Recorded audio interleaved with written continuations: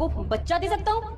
क्या काका? फिर लड़की कहती है, काका आपको यह लिखते हुए शर्म नहीं आई? मैं आपकी बेटी जैसी हूँ। तो फिर काका कहता है, हाँ मैम साहब, मैं आपको सच में बच्चा दे सकता हूँ। इस पर लड़की बहुत गुस्सा हो जाती है और अपने पति को फोन करके घर आने के लिए कहती है, लेकिन नौकर कहता है बीच में साहब को बुलाने की क्या जरूरत थी। उसके बाद जब यह घर आता है तो बीवी इसको सारी बात बतलाता है। तब यह गुस्सा से नौकर को यहाँ बुलाकर कहता है कि तूने मैम साहब को क्या बोला है कि मैं आपको बच्चा दे सकता हूँ? तो फिर यह बेवकूफ यहाँ भी बोल देता है, हाँ साहब। तभी यह बोलता है, काका अपने उम्र का लिहाज करो। एक पैर कवर में लटक रही है, उसके बाद भी जवानी ताव मार रही है। लेकिन ये फिर कहता है, साहब आप समझने की कोशिश कीजिए, मैं मालकिन को एक बच्चा दे सकता